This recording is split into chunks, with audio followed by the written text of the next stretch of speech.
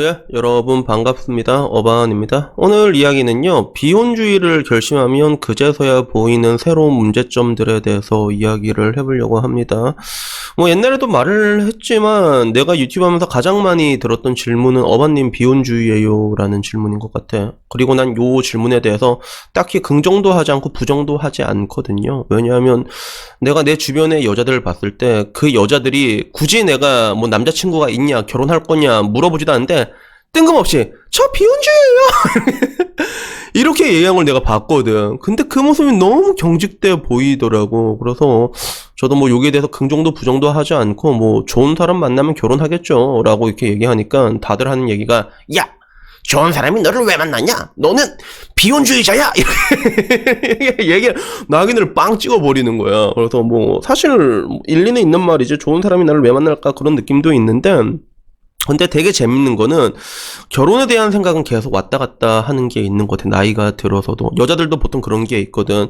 뭐, 20대 초중반은 결혼 완전히 극혐했다가, 통상적으로 우리 때 여자들의 얘기를 들으면 30 전후로 한번 결혼이 막연히 하고 싶을 때가 있다 하더라고. 근데 그걸 지나가면 또 별 생각이 없어. 그러다가 언제쯤 다시 오냐면 35살쯤 되면 그때 되면 이제 못하거든. 통계적으로 35이 넘어가면 여자는 둘 중 한 명 평생 미혼으로 살아야 된단 말이야. 그걸 알다 보니까 여자들도 그때가 되면 뭔가 만나면 되게 결혼을 서두르는 그런 것들이 많이 보이거든. 그리고 안타깝게도 이때 서두를 때 좀 잘 되는 경우가 또 잘 없는 것도 사실이지. 그런 느낌처럼 남자들도 이런 게 있는 것 같아. 나는 뭐 이게 별반 생각이 없었고, 오히려 결혼을 하지 않을까에 조금 더 포인트가 있었던 게, 나중에 시간이 지나면 나는 호르몬이 빠지고 약해질 거고, 그러다 보면 뭐 베트남 가서 현질이라도 하겠지, 약간 이렇게 마냥 막연하게 생각을 했던 게 있었다면 지금은 그런 생각도 많이 없어지고 있거든요. 점점 옅어지고 있어.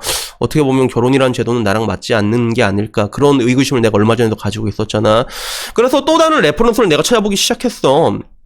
그러니까 옛날과 달리 지금은 비혼에 대한 그런 것들도 여러 가지 레퍼런스들이 되게 많더라고. 그래서 과거에는 결혼을 못했으면 좀 사람들이 하자 있는 사람으로 많이 봤잖아. 근데 뭐 지금도 그런 건 없지 않아 있지. 뭐 어딘가 문제가 있을 거다라고 보는 시선은 분명히 있는데, 근데 옛날보다는 조금 이게 옅어진 게, 요새는 아무나 결혼을 못해. 요새는 결혼 못한 사람이 너무 깔리다 보니까 이런 것들에서 조금씩 자유로워지는 것 같아.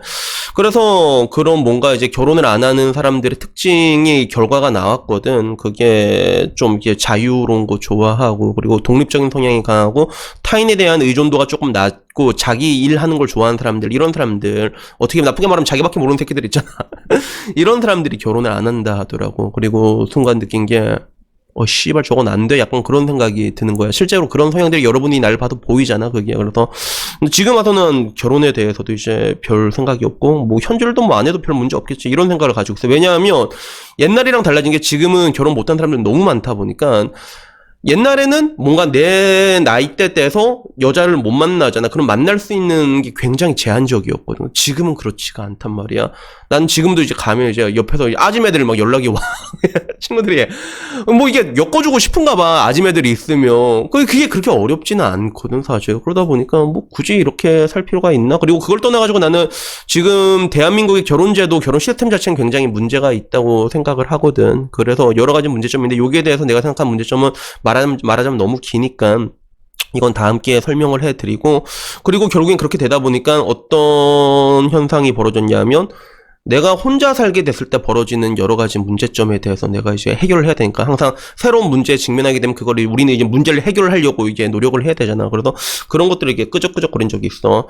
우선 제일 먼저 걱정이 됐던 건 이제 복돌이더라고. 이제 복돌인데, 근데 사실 복돌이가 진짜 오래 살아봤자, 제가 20년 살거든. 진짜 오래 살면 한 20년 살아. 복돌이 내가 한 20년 살 것 같은데, 내가 그때까지는 별 문제가 없을 것 같아. 근데 뭐 사람 가는 건 순서가 없으니까, 그지? 그때쯤 되면 이제 뭐 이제 내가 죽었을 때의 대한 대비 같은 것들은 돼 있어야겠지. 뭐 기본적으로 죽으면 뭐 재산 처리 이런 건 다 이제 직계 비속, 직계 존속 이런 식으로 가게 되는 게 있잖아. 그래서 뭐 이런 식으로 되겠구나.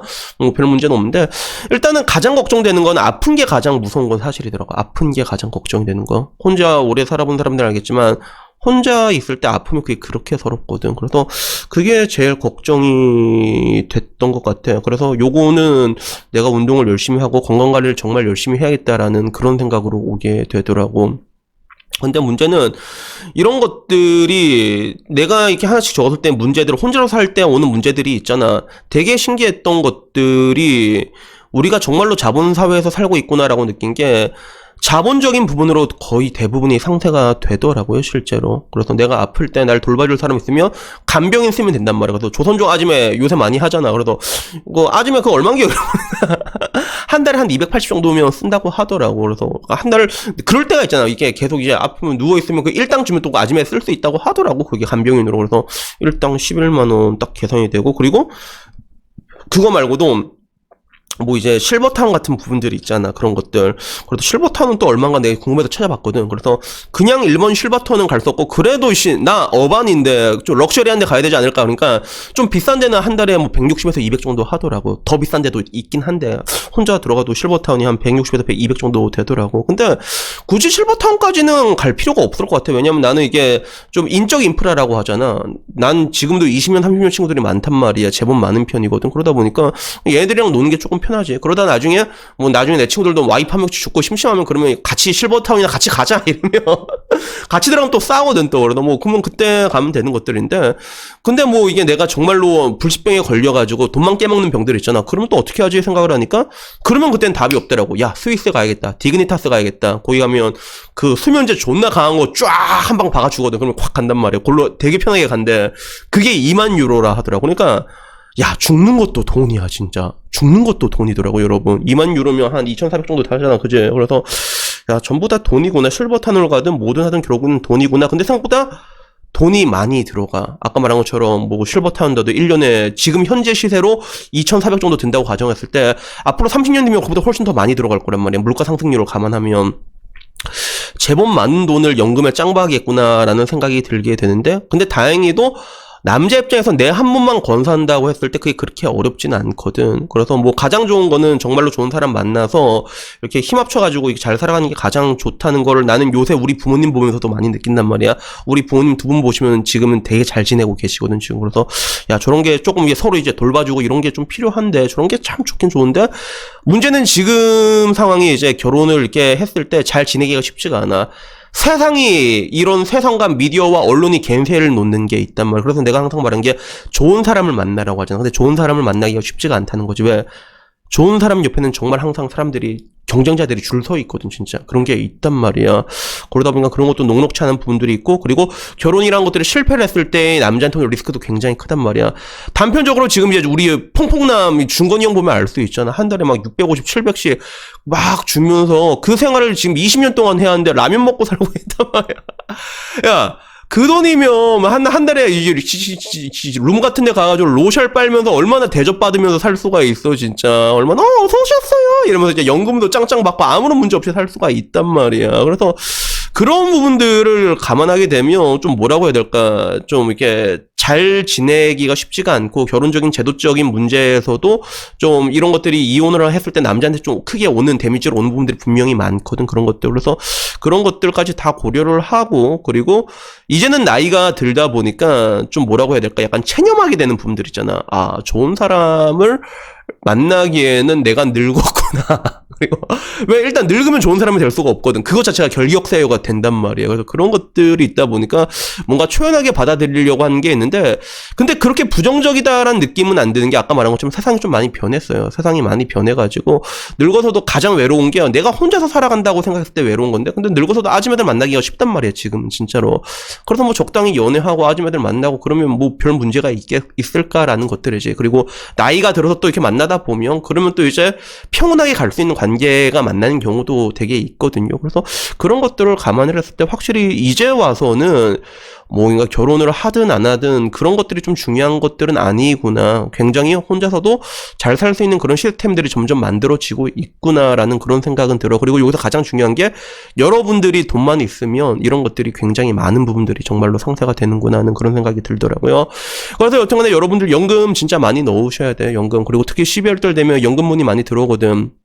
그냥 12월달에 한 달 400만 원 딱 박아버리면 세금을 66만 원을 공제를 받는단 말이야. 돌려줘, 66만 원을.